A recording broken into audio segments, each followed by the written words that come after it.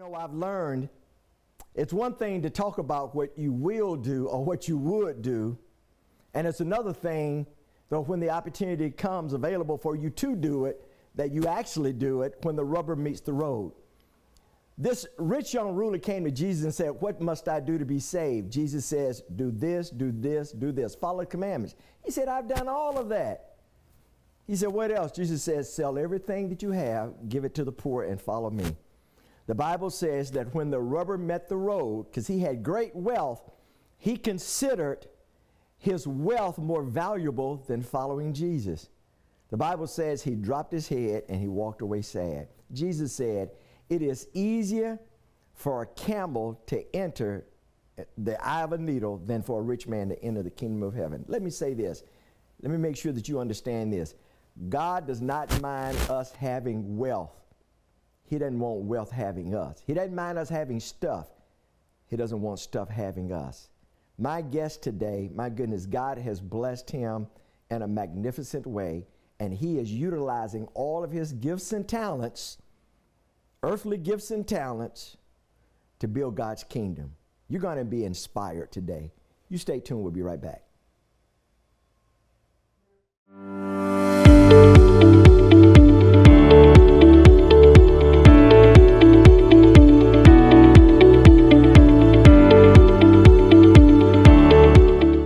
Hey, I am so delighted that you've joined me today. Every now and then I have a little bit longer monologue because I just enjoy talking to you. But I have to remind myself that I have a guest, and my guest is more important necessarily than what I have to say. I am delighted to have my friend. My goodness, he's a household name, and I say that very honestly and very earnestly. He is a household name. He has accomplished a whole lot. If I read all of his accomplishments, and he has an incredible body of work, I'd have no time to talk to him. But I do at least like, for those of you who may not know him, because we have listeners and viewers from all over the country, I'd at least like to introduce my friend to you who don't know him. When I was texting out, I have to say this, and I'm going to introduce him. When I was texting out, I was blasting out, and our public relation company, they were blasting out our guest today. I got so many text messages, people responding and said, "Tell my frat brother," I said, "Hey." "Tell my friend," I said, "Hey." "Tell Doc," I said, "Hey." When he got in this morning, I said, "My goodness, I need to have you as co-host of this program. I know my ratings are going to go up." Dr. Marcus A. Chaney, he is a native of Pine Bluff, Arkansas, has over 30 years of academic and executive leadership experience, both in education and the business arena. But professionally, for the past 30 years, Dr. Chaney has served as a professor of higher education and vice president for student affairs, enrollment management, and campus operation for 3 different institutions. He received his BA degree from the University of Arkansas at Pine Bluff in mass communication with minors in English and business administration. He received an MS in education administration and supervision and a PhD in urban higher education from Jackson State University. Dr. Chaney has done further studies at Indiana University, Purdue University, Indianapolis, where he received a certificate in fundraising management, Harvard University, where he received a certificate in education management. Dr. Chaney's experience include research, teaching, curriculum development, leading organizational change, managing division budget, developing strategic plans, and securing external resources. Hold on, I'm not finished. Dr. Chaney is currently the president of the College of Health Services and Careers, a private faith-based allied health school educating students for health care professionals. He also serves as president COO for B1 Healthcare Solutions, Inc., a private healthcare management firm focusing on providing optimal healthcare services for the elderly and disabled, and providing professional consulting and professional development to both healthcare and first responders. I could go on and on and on, and by the way, on and on and on. He has many awards and accommodation to his name, to his body of work. He has authored several books. He has been a lecturer. He has been a public speaker. He has been a mentor. My goodness.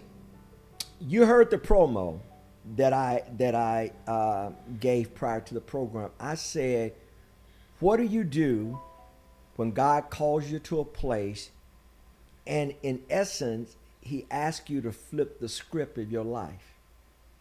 I have been an admirer of Dr. Chaney for over 30 years. And I've seen how God has used and is using his business acumen, his gifts and talents, yes, to build his kingdom by building other people. And I'm delighted to have my friend, Dr. Marcus Chaney.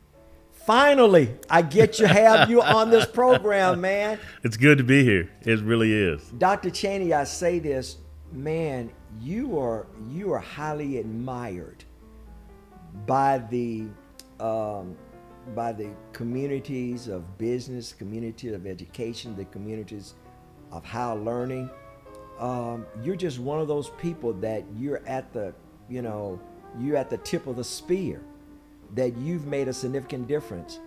And I don't say this to embarrass you, but I say this to acknowledge the fact, man, I appreciate your work, because it is through your work that you've been able to open doors for a whole lot of people. So my question to you, you have letters behind your name. They were not given. You earned those letters behind your name. But how did you get here? Now, when I say how did you get here, not how do you get to 2422 Old Brandon Road to the studio, but how did you land at this spot? God's grace. Being born in Pine Bluff, I was blessed to have two parents who were both educators. Dad was a principal. Grandfather was a principal. My dad's mom was a school teacher. My mom was a professor. And then later on in life, I was able to have a stepfather in my life who was a businessman. And all of those people and family surrounded me from a baby on. So I have to tell the story. The closest cousin to me, she is 18 years older than I am. Oh, my goodness. So my dad was the youngest. So when I was born, basically I was the only child actually in the city of Pine Bluff. Everybody else, my cousin had gone off to Hampton.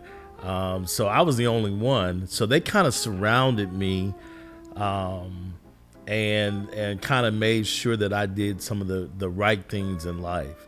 Growing up in Pine Bluff back then was a lot different than growing up in Pine Bluff now.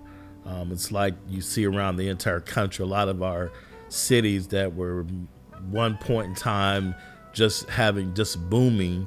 Now when you go back to Pine Bluff, it's not, the population is not as high. Most of the people have moved away. The older people have passed on.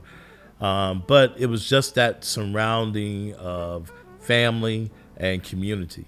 I think that was the biggest deal. Now, was I just living the right life? Yeah. No. I mean, I grew up in church.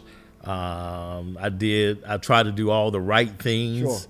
Sure. But I was I got rebellious, and I decided that after my freshman year in college, after my sophomore year in college, I wanted to do something different. And so I stopped going to school. I started working, and 10 years later, my dad always told me, we're going to bring you back home somehow or another. And so I was living in Washington, D.C. working, and my stepfather got ill, and he passed on. And so it was just my mom and my dad 2 months after my stepfather passed on, my dad was diagnosed with cancer. And being an only child, I had, no siblings. I decided to make the decision to move back to Arkansas to make sure that my dad was good. And from there, I went on and I finished up school, went into education, kind of took the family business on.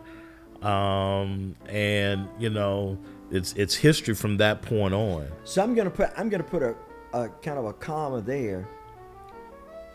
You followed the footsteps of your family members in education, but you hit a point that you said, I don't want any more of this. Correct. So you left. I left. All right. I lived in Dallas. I lived in Michigan. I worked in sales. I worked in corporate. Landed in D.C. Never thought I was going to leave D.C. because that was just like the plateau for me. Yeah.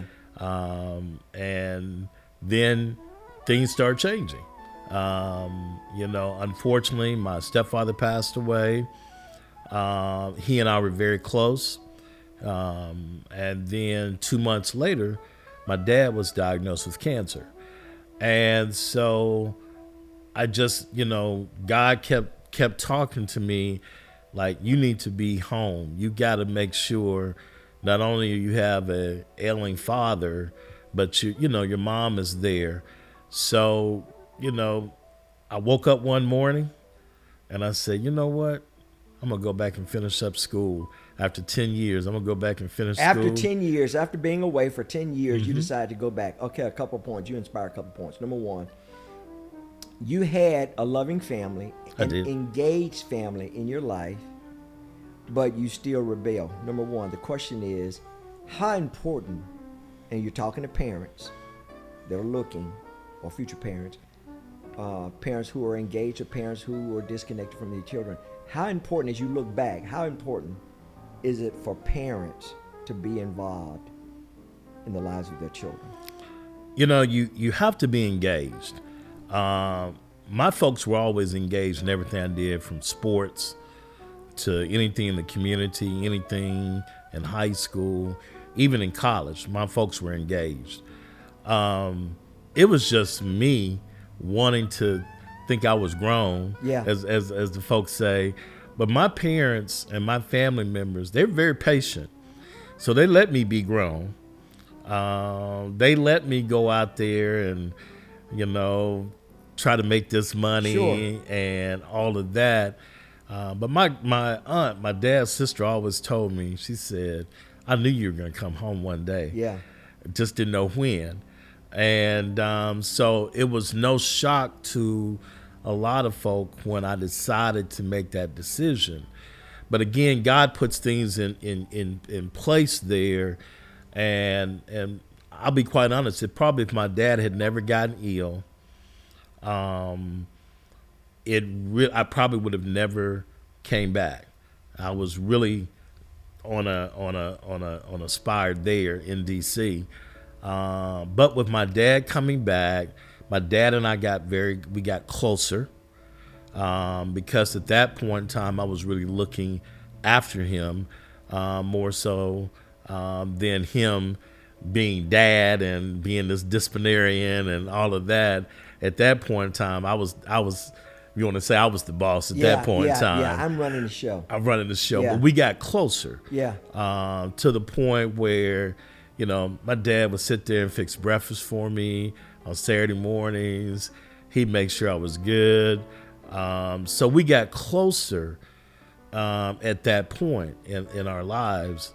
And so go ahead. So the question becomes, and I'd like for you just to take a second to encourage parents or family members or guardians who feel like their child is so disobedient that there's no room for return, or there's absolutely no way that they can return. How would you encourage them? How would you encourage them? It's patience.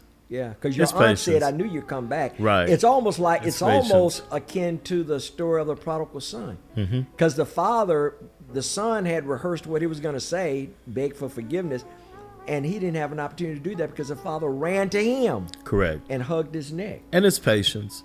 My wife says now of our youngest, she said, "Oh, he gets on my nerve." I said, "It's his patience." Yeah. And I think really with young men, I think it's a little bit more for them finding themselves. I look at my oldest son, I look at him and I'm always telling him how much I admire him, because he sort of had the same kind of deal. He wanted to find himself, and I looked up and he was going from sales to this job, this retail job, and now he's a very successful business guy. Yeah. I mean, with family, 3 daughters, married. And so a lot of times it's patience. Yes. And a lot of times, as my grandmother used to say, just pray. Yeah. They're going to be okay. Yeah. Just pray. Yeah. And hopefully the things that you've taught them as they've grown up, those things will capture. And as they get grown, then they'll be able to see exactly what you were trying to tell them the entire time. So it's really about patience. It's about patience. And it's about letting them do. One of the things I learned, my folks never pushed me in education. They never one time. They never wanted you to live their They never dream, one time. or they lived vicariously through you. No, they never did. They said, do what you want to do. And I think a lot of times parents want to push their kids into careers to make them what they call successful. Back then, it was ideal to be a doctor, be a lawyer, because of monies and the things that you could do with those monies. Well, when they were coming up in education, school teachers made no money. But what I found out, and they didn't even realize it, through them, they were inspiration to so many others that really sometimes you don't think about the paycheck. And so really and truly, that's what inspired me to go into education. It was really not about the paycheck. It was really about watching and inspiring young folk to be able to do what they need to do and be strong and all of those things. So, you just, and this is the second part of the question, you said that you left and you stayed out of pursuing your higher education for 10 years. Mm-hmm. So for those who, but you came back. And I did. I know for those who may know of you, but may not know you, it's probably foreign for them to even hear that Dr. Marcus Chaney had a 10-year gap. I did. Because when people think of Dr. Marcus Chaney, they think, man, he is the epitome of higher learning. He is you're talking about presidents of college and higher learning and dean of this and provost and, Dr. Chaney. But then you had a gap, but you didn't stay there. You decided that you would pick yourself up as the man who had been on the pallet for 38 years, and you would pursue what you felt was inside of you. And so what would you tell those that are watching that would say, it's too late? It's never too late. Man, I was 30 years old going back to school. And it was really, when I look back and think about it, I wanted to experience everything that I had missed. So I knew I had responsibilities. So I worked full-time job. I took full-time hours, and I participated in things on campus. Talking about burning the candle at both ends. But I knew that's what I wanted to do. At that point in time, I was grown, as the folks say. Right. So I had my own place. My parents were right there. I had my own place. I worked in the evenings or afternoons or sometimes overnight at a mental health facility for young people. I went to school full time and went back on a vengeance. And it was like, I need to make sure that I had the grades and all of that stuff. And I did. And so, and in the same token, I enjoyed life. I had a sports show because I'm a big sports fanatic. You certainly have the voice. Yeah, I had a In fact, sports you need show. to be sitting on this side and not sit on that side. In fact, we may do that one day. So that would be nice. That would be fun. Yeah. So I enjoyed that time going back to Pine Bluff, working with the athletic department. So when I graduated in '95, it was like, what do I do? And I was trying to make some decisions. And a good friend of my father's actually, was superintendent in Helena, West Helena School District. He was trying to change some things around, and he brought a number of us from the Pine Bluff area into Helena, West Helena, which is in the delta of Arkansas, Right. which is literally right across from Mississippi. Yeah. And that was really my honestly first taste of Mississippi when I went to Helena, because I was in Clarksdale a great deal, across the bridge. Taught, coached, director of public relations, did it all there for 7 years, and totally enjoyed it. You coached? I coached because I told you, a big athletic buff. So I was assistant coach for basketball, assistant coach for track. So when you see this guy in the marketplace, ladies and gentlemen, I know you're assuming he is this well-dressed, debonair kind of guy. But beneath that veneer, beneath that exterior, Man, I love sports. you're. I was the play-by-play announcer for the high school football team. Wow. With one of the local radio stations. Wow. I mean, my wife would tell you I love sports. She gets to a point, she just like, okay, go. Go in that side. Go on that side. Go in your little dungeon. In fact, Makeba. Yeah, that's her. I pronounced that correctly, right? You did. So Makeba is from. Forest, Okay. Mississippi. Okay. And my journey to Mississippi was very interesting. I was in West Helena, got a phone call from Doris Gardner, who recently passed away, was the dean of the graduate school at Jackson State. She said, Marcus, she said, I really want to see some of you guys from Pine Bluff come to Jackson and pursue your master's and your PhDs. And I was the only one that did it. out of the guys that she knew, out of some of my fraternity brothers, I was the only one that took a chance and came to Jackson. I knew some people from Jackson, but I came. I ended up getting a job on campus working with Johnny Mills Jones. At that point in time, it was Division of Continuing Education. And that was my beginning at Jackson State in 2001. And went on and got my master's a year later. And then in 2007, got my doctorate.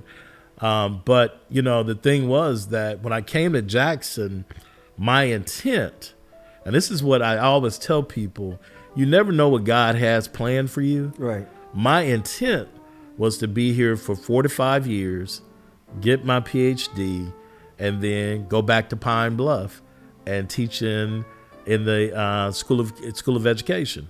That was the goal I had set when I came here. And all of that changed from 2001 to 2003. Next thing I know, I'm being appointed the Dean of Students. And, well, look at God. But it was nothing that I planned out. It was really nothing that I planned out. It was a tough transition. There were people that played a role in that.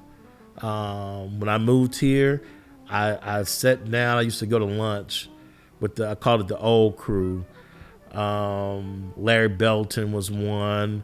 And these guys used to just give me insight stories about what Jackson State was, and what Jackson State is at that particular time.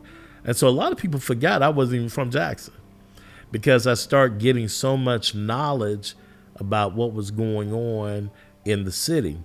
At that point in time, I was attending K Chapel. There were a lot of Jacksonians at that church historically. Sure. And, you listen and you start gravitating to what you hear.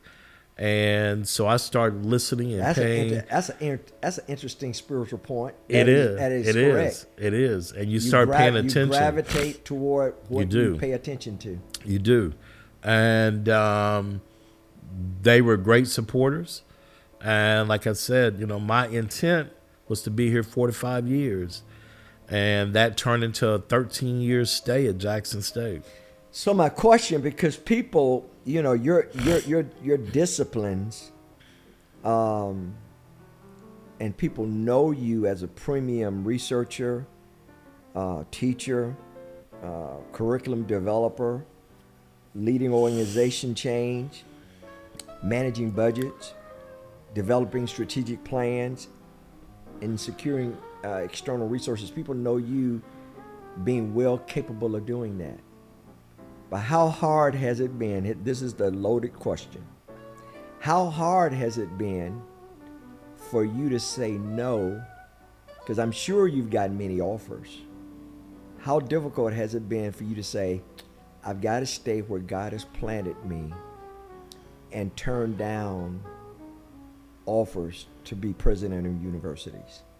Because I know with your resume, with your relationships, I know you've received offers. How do you juggle that? You have to determine where God has placed you. I tell people all the time, I loved Jackson State. I mean, literally that was in and out, day to day, hours. Love Jackson State. But when the opportunity and it was time, you learn that sometimes, again, I go back, you never know where God is trying to place you and put you. Right. And at the time I left J-State in 2014, I didn't understand what God was putting in front of me. And I think God was trying to show me that there's more than just a J-State. And I realized the opportunity I had when I left and went to Jarvis Christian University. It kind of all came back into a whole different thing. First of all, I realized that I liked small environments. One of the first things I loved about Jarvis was their chapel. It was the prettiest church. It is still the prettiest church. It's small, maybe 200, maybe 300 people can get in there. Wow. But it's that contemporary type of church with the stained glass. Oh yeah.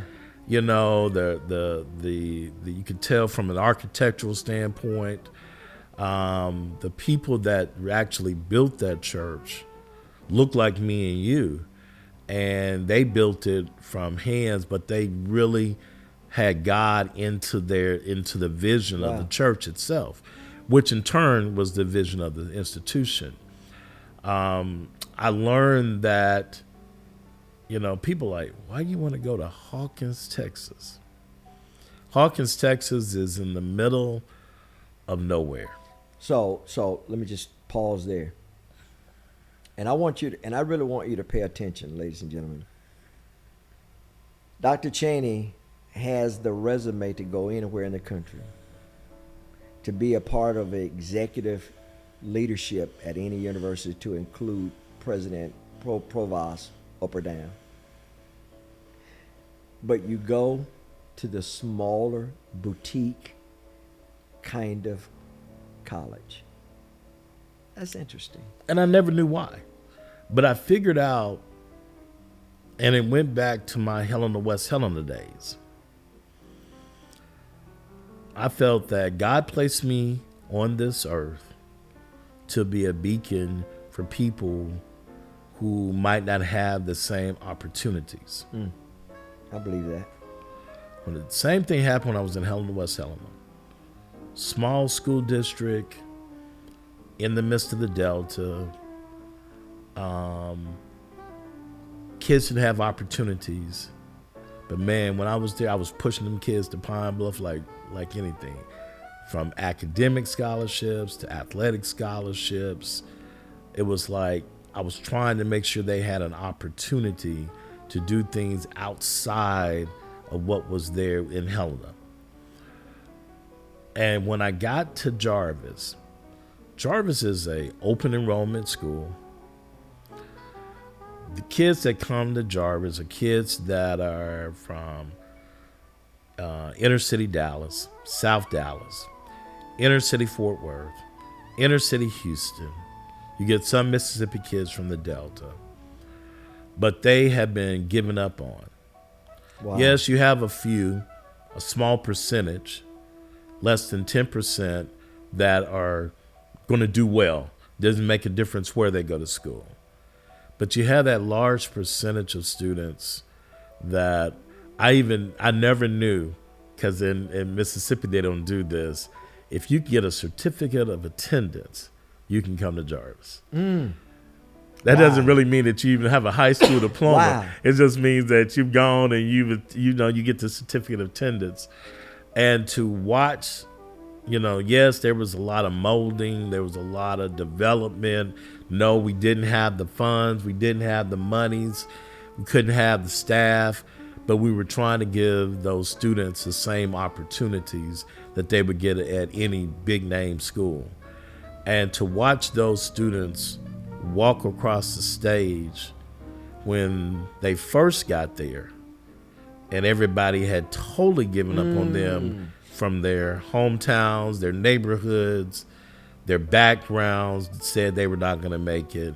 But to see them walk across the stage, to see them go ahead, get master's degrees. Wow. Some of them have gone on now and gotten doctorate degrees. It's just that I realized that was the institution, the kind of institution that I needed to be at. So for you, not just the lesson for you, but what is the lesson, the teachable lesson that you would share as a result of that experience? I think it's really, people have this mindset that there were things I did learn. I learned that everybody probably is not college material, but also I learned that... Is that a negative thing? No, it's not.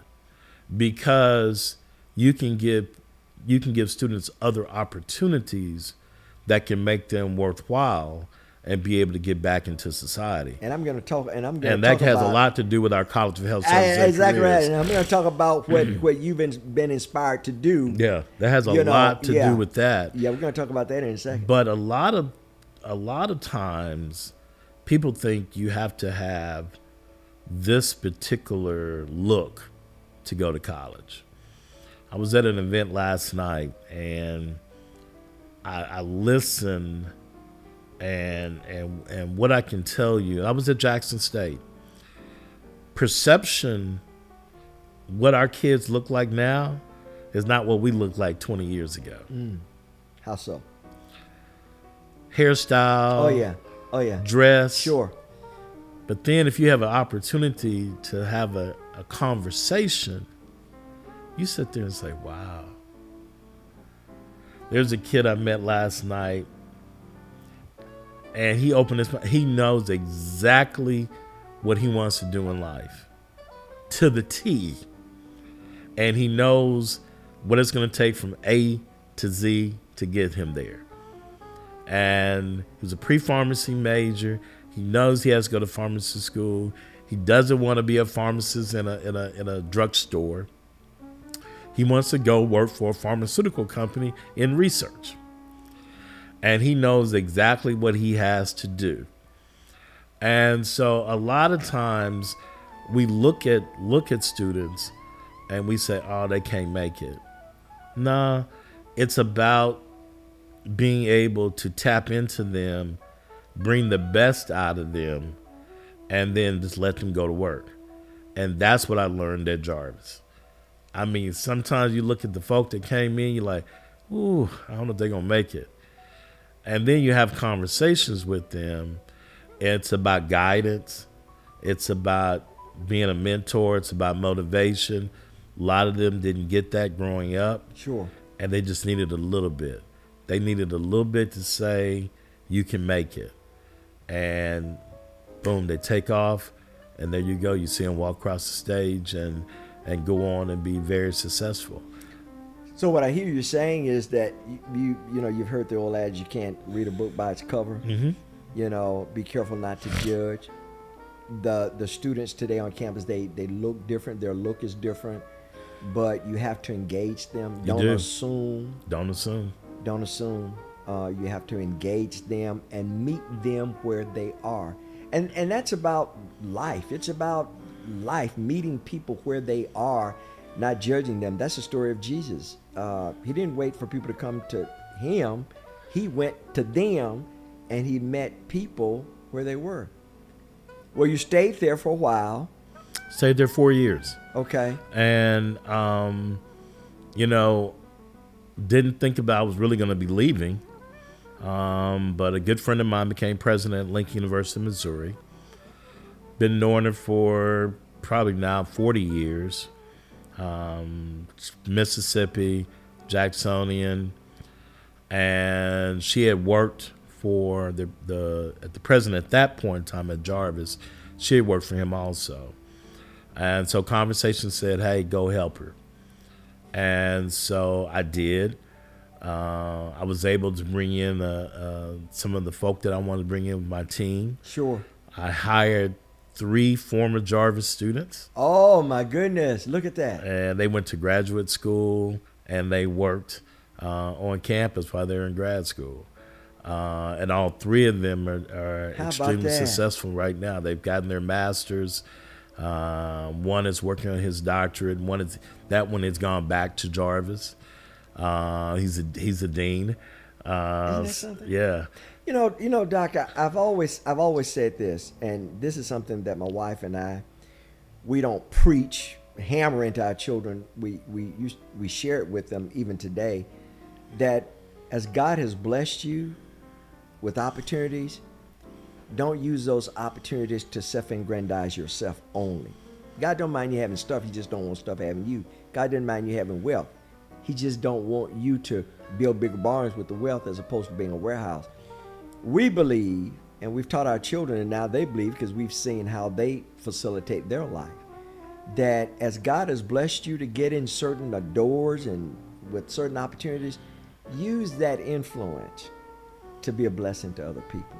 And it seems to me that God has moved you in different places and spaces, not singularly so that you can enrich Marcus Chaney, but that you can open doors. Man, how sweet. Just to follow God. It's a blessing, and I still get phone calls. A young man that graduated from Jarvis, he was there with me. Finished up his master's. Now he's working on his doctorate, and he's at Langston University. He's a young fraternity brother. He's working for another fraternity brother, but he's doing extremely well. And so I have always been that person that for whatever reason, my wife always says, she says, when they say Dean Chaney, okay. She says, I know that somehow back in the day before you became vice president. Yeah.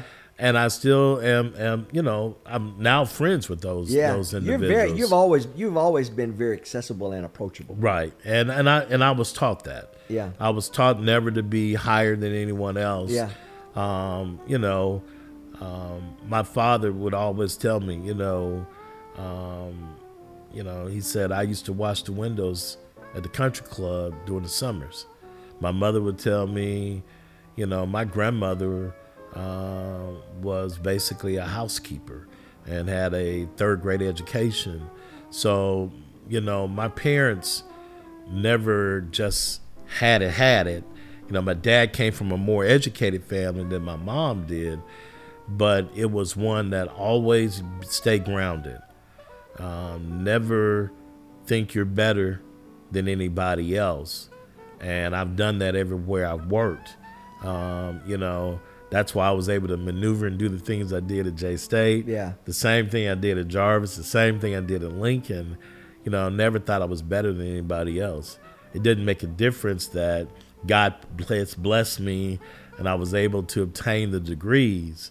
But to be honest with you, having a PhD was not my inkling.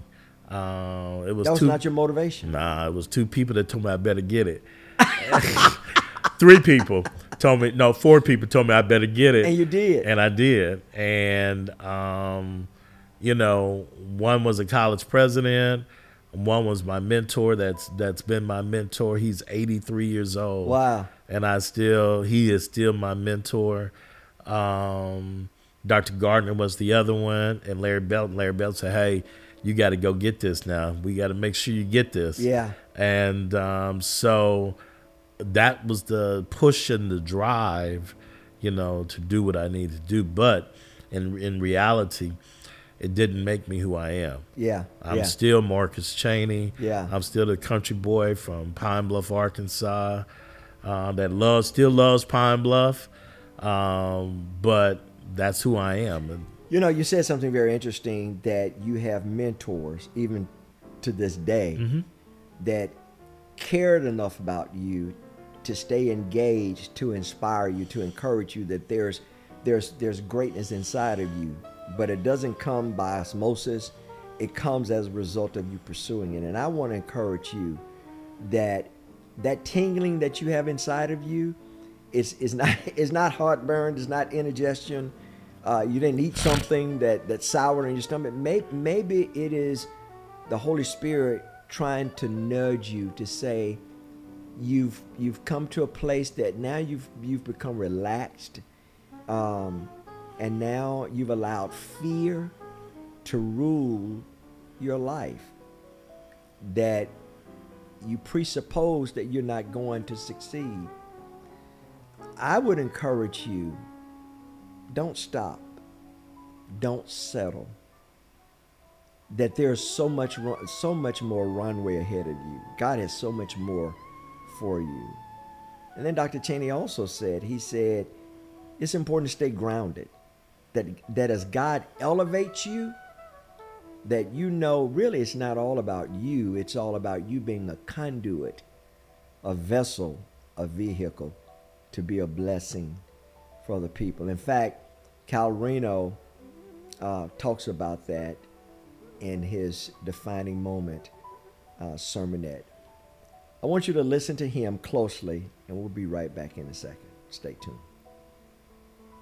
Hey, my name is Kyle Reno, Senior Pastor at Cross Gates Baptist Church. Here's a defining moment from this last Sunday. The Lord's Prayer teaches us how to approach God in prayer. The Lord's Prayer teaches us how to approach God in prayer. It doesn't merely give us something to recite. It doesn't give us merely something to say. It is beckoning us into a whole world of prayer that we were made for. Psalm 27:8, I quoted it last week. We'll probably quote it every week in this series. My heart has heard God say, come and talk with me. And my heart is responding, Lord, I am coming. And listen to me, and what the Lord's Prayer does is teach us how to actually have this conversation with God. So where does God in skin start when he wants to teach us to pray to God in heaven? The first word, 6 letters. And when you pray, say, Father. And when you pray. Let me tell you what I love now. Listen to me.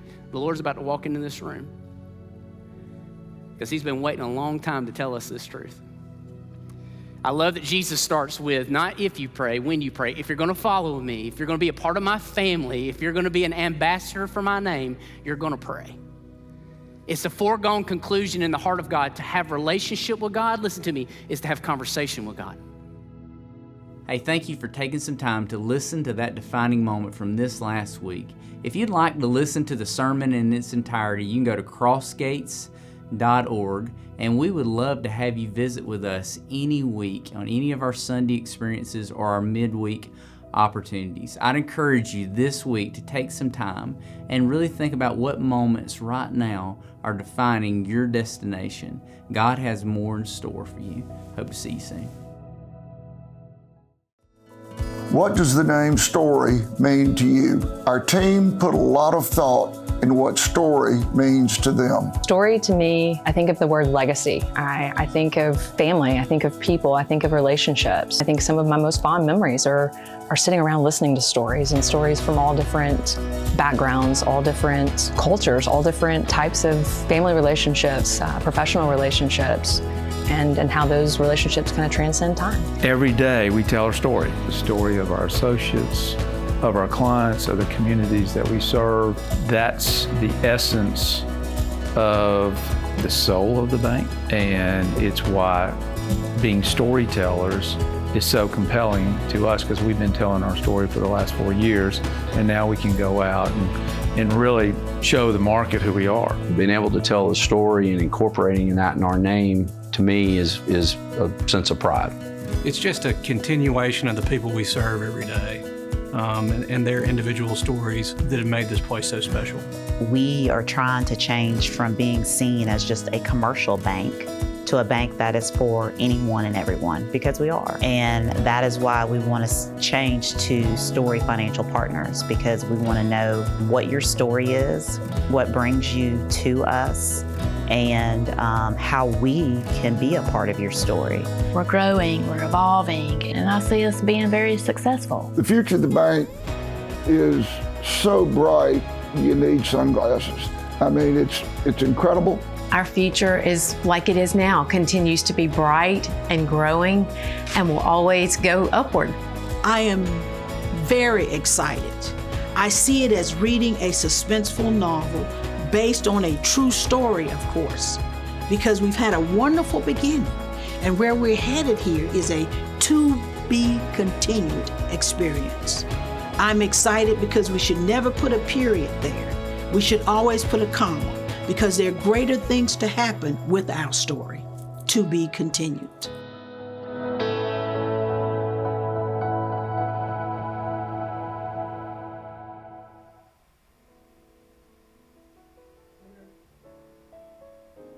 Hey, welcome back to Defining Moments. I'm with my very good friend, someone that I highly respect and I've admired for over 30 years. That means he would only be 32 years old. So Dr. Marcus Chaney, man, he has such an incredible resume, but I don't know many people with the kind of resume that he has, that has been and is so approachable, that is so inviting and so endearing, and you have many letters behind your name, but you don't allow that stuff to go to your head. You've never allowed it to go to your head. What's behind all of that? I think it has to start with I'm going back to my parents. I'm going back to my stepfather. My mom and my father divorced when I was 3, but most people probably didn't even know they were divorced, because they were always friends. It was never this, as the young folks say, it was never this baby mama drama whatsoever. Yeah. My dad always participated, always engaged in everything that I did. They always went to meetings together, PTA meetings. And so when my stepfather came into the picture, he was one that had not finished high school, but had a very successful business in the community. And he had 3 daughters. And so I was the son that he never had. So all through high school, he attended all of my games. They were right there cheering each other on. I tell people all the time, when I had Father's Day dinner, they both were there. So I was blessed to have two men in my life that I inspired to be like. You know, to this day, I drive like my stepfather. I say things like my stepfather. But he was a sound businessman. And really and truly, until he got my mom, he really didn't like dress the part. And then when he got my mom, he said, well, I guess I need to go buy this and got some suits and all this stuff. So who do you take your that from? Because listen, both you're my father dresser. and my stepfather dressed. On my stepfather owned a nursery. He did nothing. He did landscaping. Was very successful. Had contracts throughout the central part and southern part of the state of Arkansas. But on Sunday morning, man, he throw that truck to the side. Dressed like a Baptist preacher. Man, and he dressed to the T. So between him and my father, I kind of picked up the dressing deal. I've always been one, and they always said my mother used to dress me when I was little. So between those two, I picked up the dressing. How important, now on a serious note, but being lighthearted with the question, how important is dressing presentation? You believe? It really, to me, it sets you apart.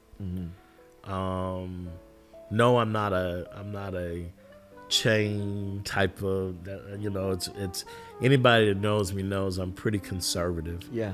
My wife tries to get me out of the blues and the grays as much as possible. Yeah. But I'm pretty conservative. But it's that first impression. Yeah. Yeah. And I think I go back to what I said earlier about a lot of the young folk. A lot of times I've seen them grow. They might be one way throughout collegiate years, and then you can always tell when they've gone on some type of internship. Hair gets cut. Yeah. You know, they become this different person, normally going into their senior year. But it takes an opportunity for people not to focus on you and what you look like that's visually. a great point.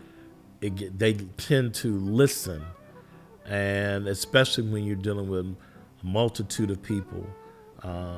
You know, I think about it from now dealing with business people. I think about dealing with our students. And one of the things I always learned, and I learned this also from Larry, I keep bringing up Larry Belton, but Larry Belton used to be over recruitment for Jackson State. He would go out, it would be not the most expensive thing, but he would make sure his recruiters were up to par and they looked presentable when they went out into the community, even recruiting high school kids. Because even high school kids will pay attention. And if they see you dressed and they see you dressed professionally, they're going to listen to more of what you have to say than more is focused on what you're dressed like. You know, it's interesting that you would say that. A good friend of mine, he was guest on this program. He went to school with my wife, Pastor Dennis Grant, and I'm not busting him out. He actually said this on my radio program that you know, he enjoys dressing. He dressed very, very nice, suits, and he had a ring. And it was an expensive ring, and he wore it to the pulpit one Sunday, not trying to be flashy, because he's not this flashy kind of a guy. In fact, he's very conservative. And but he just had his ring on that he purchased. I don't know if it was a college ring or what, a birthstone ring. I don't know what it was. I forget that part. But at the conclusion of church, one of the members came up and said, "I see you flashing that ring." And that was Father's thing that he tried to do. But she never mentioned anything about his sermon. And he said he was so convicted that he never wore that ring again to the pulpit, because he didn't want his attire, what he had on, to be a distraction to the Word of God. And I'm the same way. And that's a very valid point that you mentioned a moment ago. People don't mind you having your own identity. That's okay. But what I hear you saying is that it does not need to be a distraction from people being able to, the employer or the president of the company that you want to interview with, or the space that you're trying to get into. It does not need to be a distraction that they can't hear you. They can't hear the intelligence of who you are. And that is very true. And in the other sense, my father told me that when my grandfather was principal, even though school teachers were not making any monies, they had to wear a shirt and tie. Yeah. He made them wear a shirt and tie. And what you find a lot of times, young people don't see anybody in a suit, a shirt and tie, unless they go to church. Yeah. But if they don't go to church, they might not see that in their communities. So they need to be, I always say this, especially with young men, they need to see what they need to aspire to. Wow. And so that's really the dressing and all of that. My wife tells me all the time, she said, I don't go out and buy the most expensive things.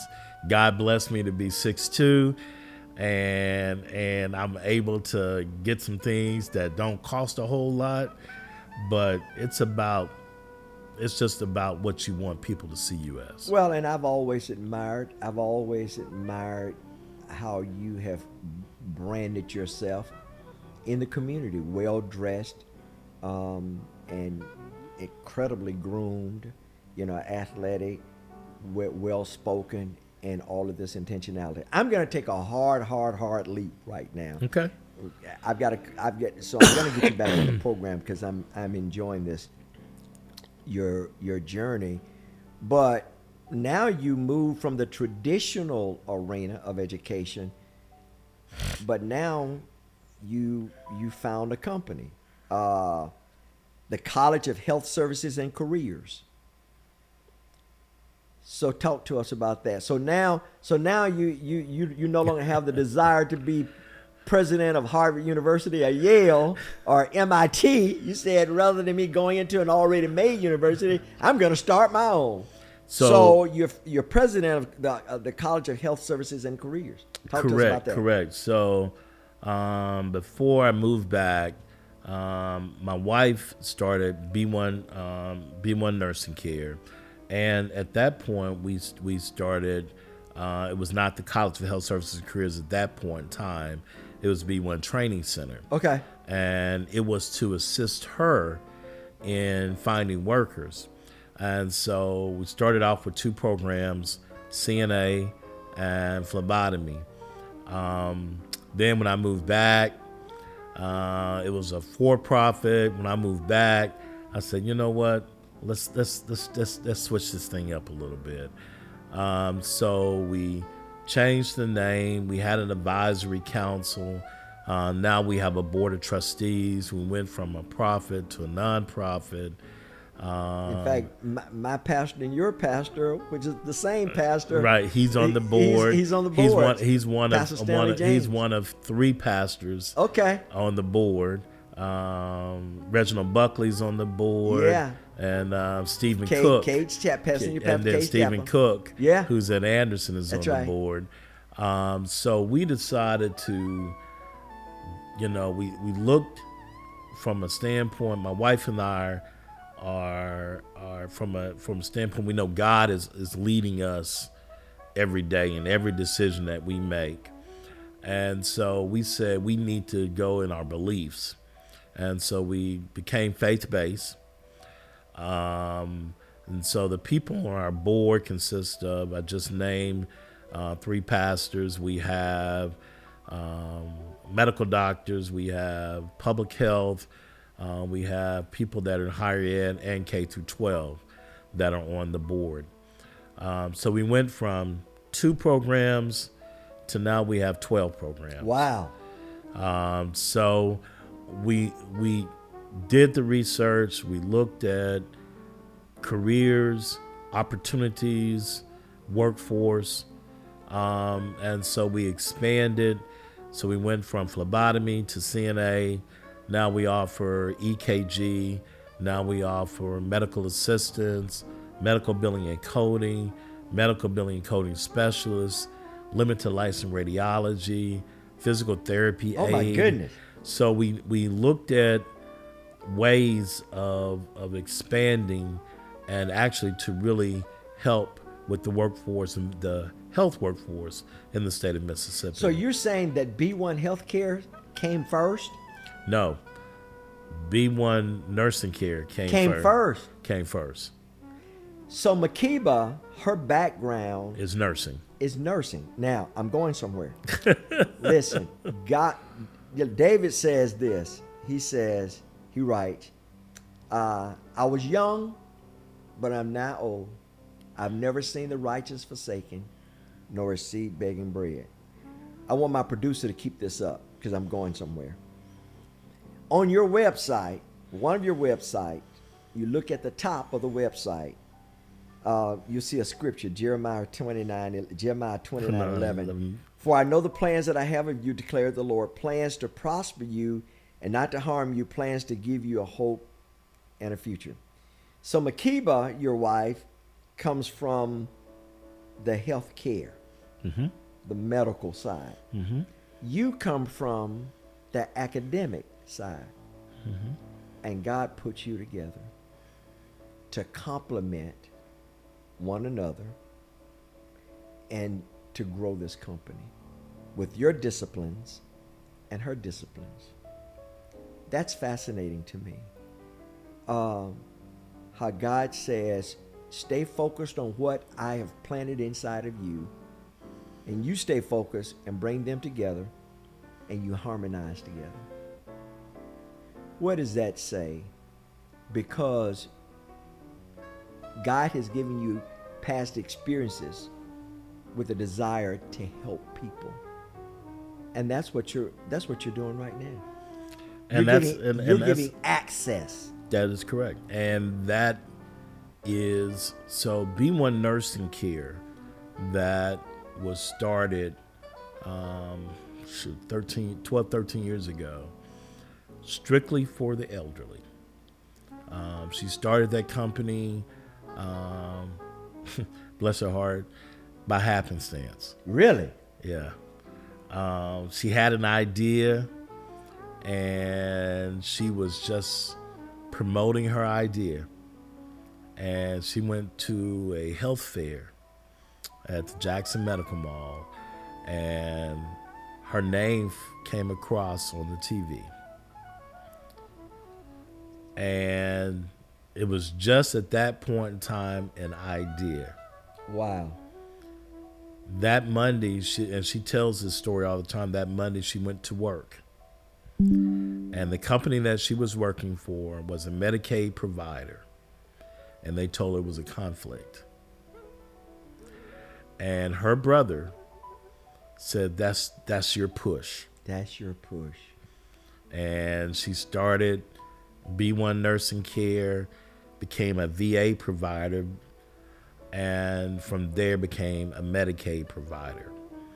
And so basically she sees we have clients that are primarily elderly, some disabled, and they're either in Medicaid or they're VA clients. So she has really taken the leap when it comes to elderly. And again, the school was the point of the school was to help provide employees to be able to go out and serve the clients. Of course, her husband comes in, and she said he just goes and takes it a whole nother level. Oh my goodness! And we but have that's okay because and you know we what? have really grown from that standpoint to the point now we work with high school students at Jackson Public Schools. We're hoping to expand that this year.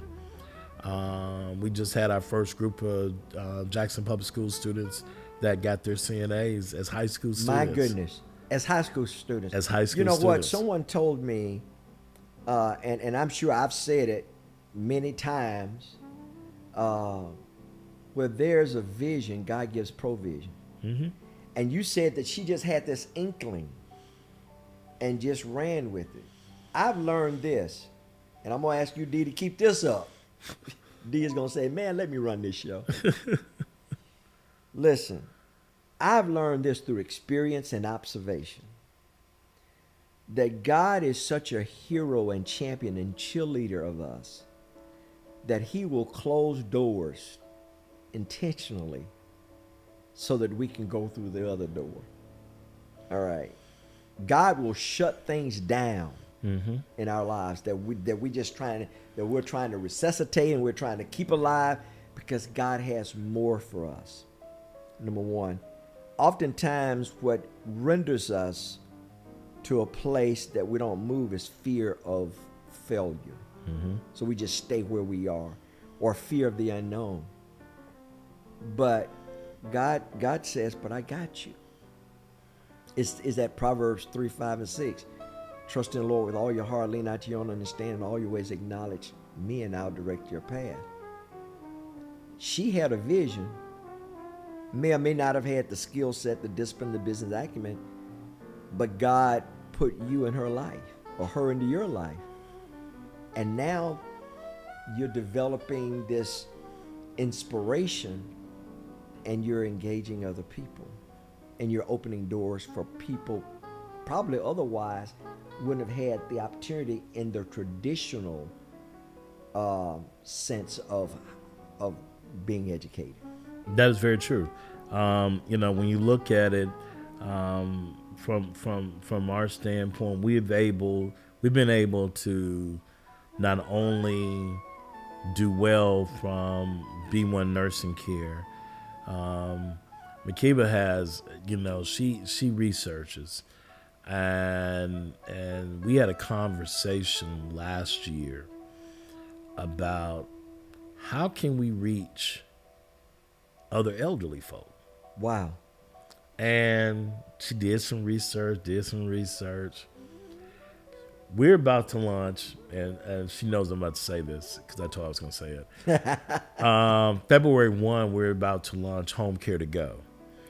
Home Care to Go is an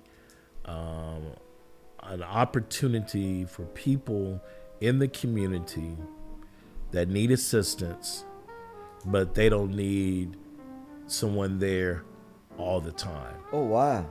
So let's say your son or your daughter is your caregiver. You just need a couple of hours a week to go out, do what you need to do. We'll bring someone in just for those couple of hours that you need. Wow. But it's not a contract. So you think about the DoorDash concept. Yes. So they are testing the app for Home Care to Go. They are going to have a call number. So either that elderly person or that mature person I love it. can either do it themselves, or their son or daughter can do it for them, or their caretaker can do it for them. Oh, I love it. And it's just for a couple of hours. It's nothing that is, when you get long term, you get private but this is for people who just need a break, or this is for that mature elderly person that needs someone to run errands, come in and do light housekeeping. That's very ingenious. That kind of deal. So that is kicking off February 1.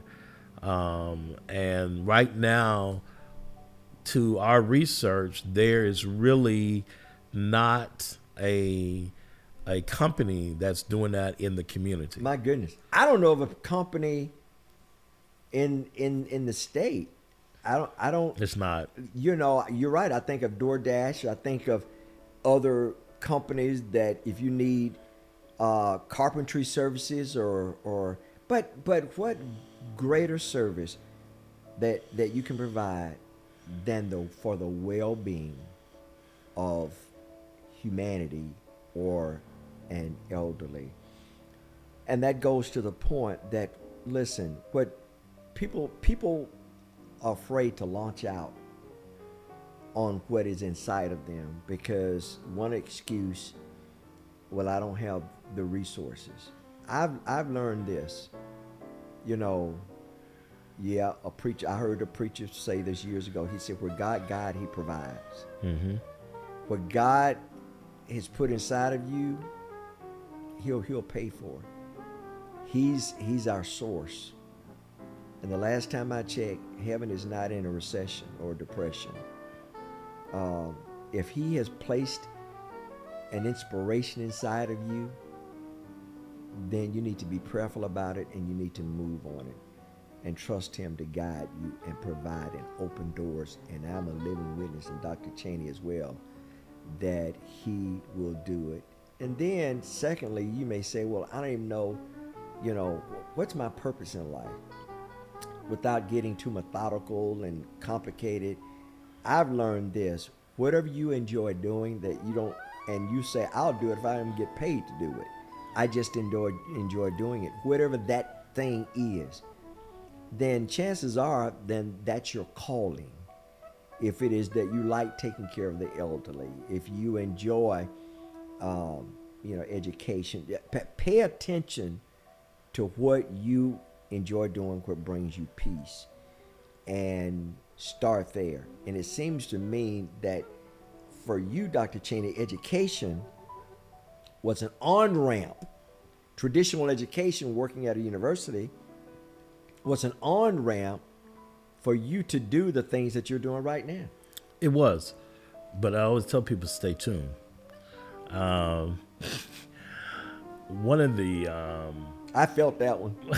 I felt that one. So you're telling me you are going to accept a position of president at MIT or Yale or Harvard?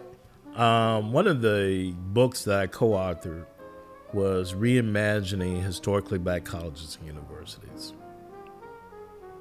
We know in this day and time that a lot of our smaller HBCUs,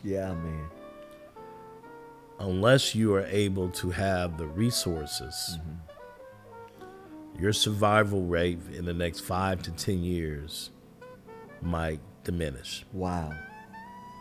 So, as we begin the conversation, and when I say reimagining, one of the things that we don't do well with HBCUs is looking at how we can expand, and not expanding per se degrees, but expanding our student enrollment, expanding from a fundraising standpoint, and looking at how can we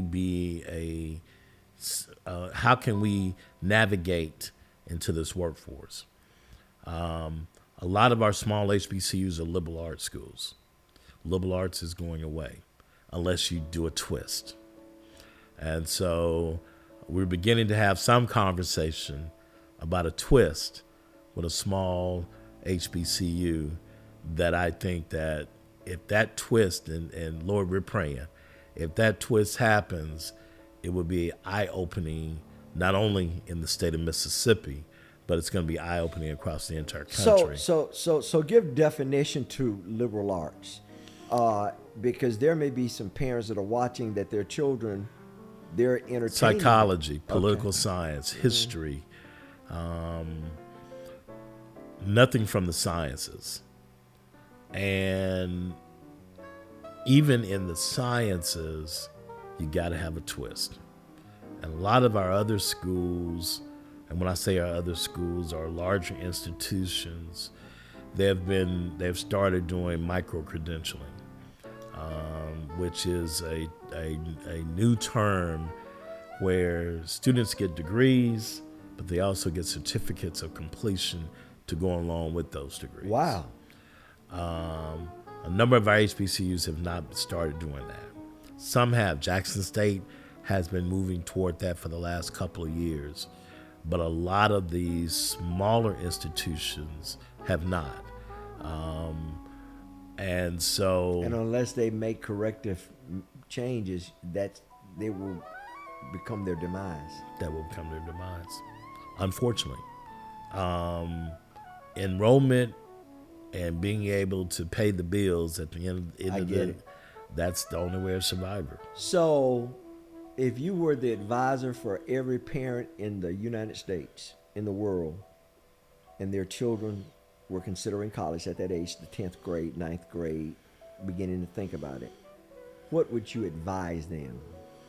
An area of consideration. I think they have to, first of all, they got to find an area that they like. Sure. You can't force a child into the mathematics and science if that's not their strengths. But there are ways of twisting things that you are able to get an up. And so one of the things we have been in conversation with a number of smaller HBCUs about micro-credentialing. So when we say micro-credentialing, we're talking about students that are biology majors, chemistry majors, pre-med, pre-dental. We have programs within our college that they could take and get the College of Health Services right, and Careers. And get those credentials. For example, health information technology. So that gives you technology and health together, combined. You have making sure that students understand medical terminology. Sure, yeah. Because if you're a biology major, you're not learning medical terminology. No. But what happens if you're unable to get into med school, dental school? You got to go get a job. So if you have an up and you have a certificate that says you understand and know medical terminology, health information technology, medical billing you're and an coding, asset for a medical center. you become an asset. So and you might be able to go to school later on, but at that point in time, you become part of the workforce. And that is the key. And that is the main key. So one of the things that when I said stay tuned, we're beginning to have conversations in works. I can't say the institution, but with a small HBCU about how we can come together and be able to assist them in their enrollment, assist them in being able to offer opportunities for their college-bound students.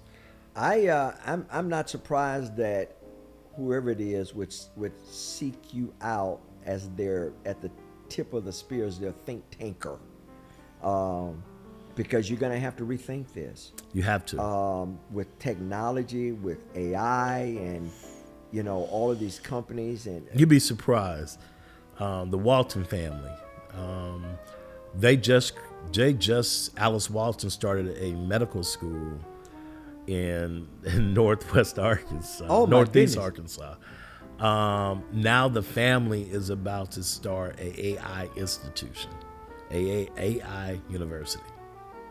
So yes, if we don't keep up with what's going on, you will get left behind. And you want to be able to provide the same opportunity. It's not. You just got to be able to provide opportunities to ensure that students can get jobs. Having a degree and having a loan and no good job, they don't sync together very well. Dr. Chaney, we only have a couple of minutes remaining in the program, and man, I know that I'd love to have you back. But how would you sum up your life as an inspiration for others to consider? As an inspiration for others, based upon lessons learned?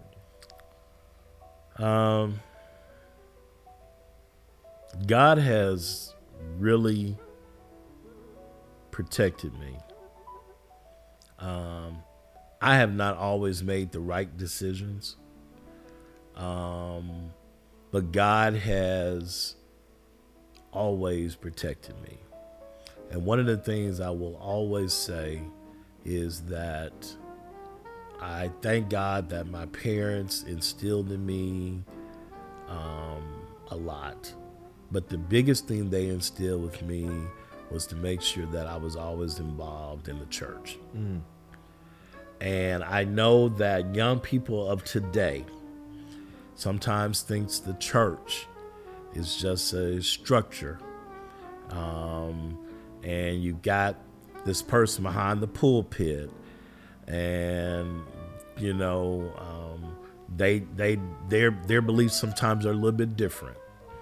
But I will say that of my 63 years, if it had not been for God, there's no way that I would have been able to do the things that I've been able to do.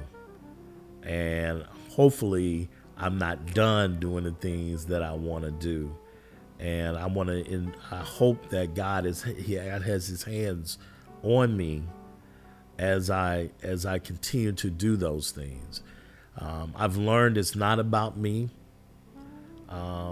Sometimes people have a difficult time understanding that, but it's about what has been instilled in me. It's about how I can present it, and for people to know it's not about me personally.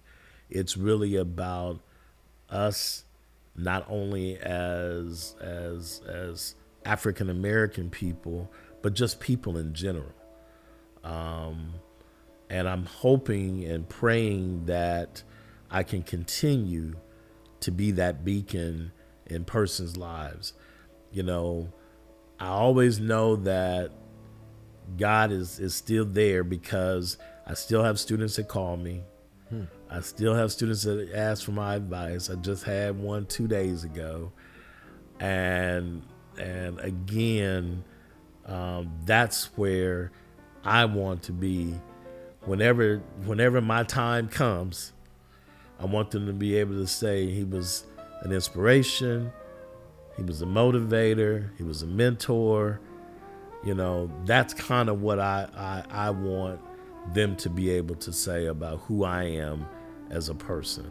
And so as long as I'm able to have breath in my life and continue to do the things that I'm doing, I hope to be an inspiration to many more and continue to be the same mentor that I've been for others. Well, you've certainly been an inspiration to me. And as I sit on the sidelines and observe your walk, you're an inspiration to a whole lot of other folk. And I'm grateful for the friendship that the Lord has blessed me with you. I go back to where I started. When I look at your website, it says it states Jeremiah 29:11. And that's so powerful. Of course, Jeremiah is talking to the children of Israel. They're in bondage as a result of their sin and disobedience. But God has reminded them and is reminding them after this season of hardship, it won't always be this way. Mm-hmm. I have a plan for you. I know the plans I have for you, declared the Lord, plans to prosper you and not to harm you, plans to give you a hope and a future. Even with those 10 years of waywardness, when you left school, your aunt said, I knew you'd come back. God had a plan for you. I want you to know God has a plan for you. And the plan is for good, not to harm you, not to wreck you, not to abandon you. God has a plan for you. Stay the course, stay grounded. And as Dr. Chaney said, and I believe 100% of what he said, stay tuned. You're going to hear more about him and the things that God has placed him and prepared him. All of that he's gone through, the hardship, the disappointment, maybe the alienation, it's just to prepare, prune for the next chapter. Thank you for being here. Yes, sir. I appreciate that. Definitely appreciate it. Yeah. And appreciate you also. God bless you. And remember this, our only goal here is to provide you with hope for life. We'll see you next time on The Funny.